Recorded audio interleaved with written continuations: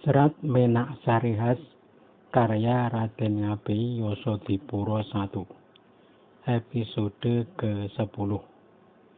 Amir Amyah dan Umarmoyo lahir. Perjalanan pasukan Medayin sudah tiba di Mekah. Seketika penduduk Mekah heboh. Mereka berlarian mengungsikan anak-anak laki-laki karena sudah tersiar kabar bahwa pasukan Medayin mengincar para anak laki-laki. Kedatangan pasukan Medayin segera dilaporkan kepada Ki Adipati Aryo Abdul Muthalib yang saat itu sedang beribadah di dalam Ka'bah. Ki Abdul Muthalib segera keluar dari Ka'bah. Para punggawa Makkah dikumpulkan untuk menyambut kedatangan Patih Medayin Ki Betal Jemur. Ki Abdul Muthalib menyambut kedatangan Betal Jemur dengan naik kuda betina sebagai tanda tak hendak melawan. Hadiah-hadiah dari penduduk kota Makkah diaturkan kepada Ki Patih.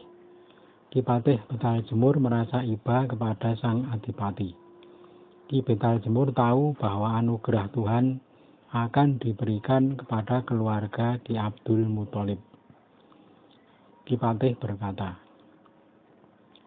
"Jangan engkau khawatir, wahai Adipati Mekah. Aku memang ditugaskan menumpas anak laki-laki, tapi aku bisa menutupi keadaanmu." Ki Abdul Muthalib kemudian mempersilahkan Ki Betal Jemur singgah di Mekah. Mendadak seluruh anggota pasukan menurut begitu saja. Ki Adipati menjamu tamu dengan penuh hormat. Ki Adipati berbudi mulia dan sikapnya bersahabat. Di Mekah, pasukan Medayin merasa nyaman. Ki Patih lalu membagi-bagi harta yang mereka bawa kepada fakir miskin sampai seluruh negeri Mekah kebagian. Para punggawa Mekah juga diberi pakaian yang indah-indah. Semua memuji kedermawanan Patih Medayin Ki Betal Jemur. Tugas untuk memusnahkan anak kecil telah dilupakan. Ki Betal Jemur bahkan menjalin persaudaraan dengan Ki Abdul Muthalib. Sementara itu di negeri Medayin, sepeninggal Ki Betal Jemur ke tanah Arab, Sri Maharaja Kobatsah menderita sakit keras. Sang raja lalu memanggil sang putra Raden Yayi. Sang raja berkata, "Anakku, sepeninggalku kelak, Patih Betal Jemur anggaplah sebagai ayahmu. Jangan sampai berkurang rasa hormatmu kepadanya. Engkau dahulu diramalkan akan menjadi raja besar yang membawai para raja."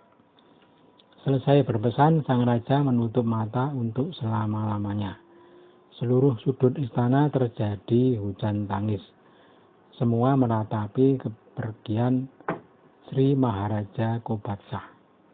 Raden Yayi lalu dinubatkan sebagai pengganti sang ayah dengan gelar Prabu Nusirwan. Para raja bawahan dan para adipati menyatakan ketundukan. Sebagai patih diangkat tahta.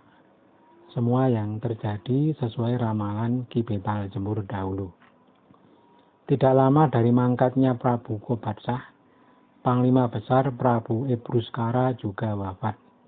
Sang putra kemudian menggantikan kedudukannya sebagai raja di Kistaham dan sekaligus sebagai Panglima Medayin. Raja Kistaham Lestari memangku jabatan Panglima sejak kakek buyutnya. Prabu Nusirwan kemudian mengirim utusan untuk memanggil pulang Ki Patih Betal Jemur. Dengan 1.200 prajurit berkuda, utusan berangkat ke Mekah. Utusan sudah bertemu dengan Ki Patih dan menyerahkan surat dari sang raja baru. Surat segera dibuka dan dibaca dengan seksama. Isi surat menyatakan bahwa Raja Kobatsah telah mangkat.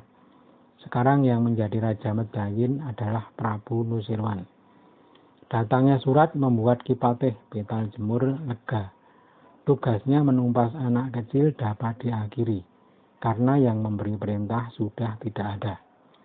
Ki Patih lega karena bisa lestari bersaudara dengan Adipati Mekah Ki Abdul Muthalib. Ki Patih Betal Jemur lalu mengumumkan kepada seluruh pasukan untuk bersiap pulang ke Medayin. Utusan sudah diberi balasan dan disuruh mendahului pulang ke Medayin. 1.200 prajurit berkuda bergegas melapor kepada Sang Prabu Nusirwan. Malam harinya, istri Adipati Mekah, Ken Khatimah, melahirkan seorang bayi laki-laki. Pada malam itu juga, istri Patih Jumiril juga melahirkan putra laki-laki.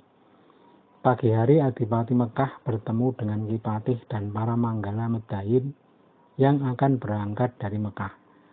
Sebelum Ki Betal Jemur berangkat, Ki Abdul Muthalib menyuruh membawa kedua bayi itu ke hadapan mereka. Kedua bayi lalu diserahkan kepada Ki Betal Jemur.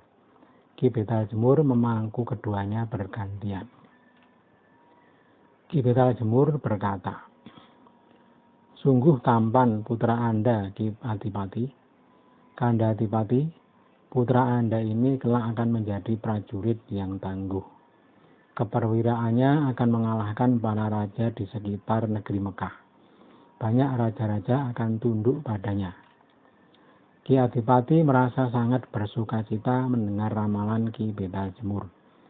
Permohonannya agar lahir seorang perwira di Mekah rupanya bakal dikabulkan Tuhan. Ki Adipati berkata, "Semoga lestari anugerah kepada si bayi. Bila Paduka berkenan, berilah nama kepada kedua anak ini." Ki Patih berkata, "Anak ini aku beri nama Amyah. Kelak dia akan punya banyak julukan sesuai keperwiraannya. Wahai Kanda, anak ini aku akui sebagai anakku. Aku beri dia biaya sejumlah emas 7 muatan onta." Ki Patih lalu menyuruh mengambil emas tersebut dan menyerahkannya kepada Ki Adipati. Ki Betal Jemur lalu gantian menggendong anak Patih Jumiril. Ketika melihat si bayi, Ki Patih Betal Jemur tertawa. Anak ini kelak perkasa, kepalanya bulat dan rambutnya sedikit keriting, terlihat sangat lucu. Kelak bila dewasa akan banyak akalnya. Seringkali bersikap sembrono, tapi cerdik dan kadang licik, serta sedikit agak nakal. Namun keperwiraannya tanpa lawan. Besok kalau berumur 3 tahun sudah lihai memperdaya orang tua. Kalau sudah berumur 9 tahun, bisa mencopet milik lawan bicara tanpa ketahuan. Kalau berumur 10 tahun, bisa memenggal kepala bupati tanpa ketahuan. Dia sungguh tangkas. Kalau melompat, lompatannya panjang seperti kuda. Lompatannya bisa mencapai 60 hasta. Para raja yang mendengar ramalan Ki Patih tak bisa menahan tawa.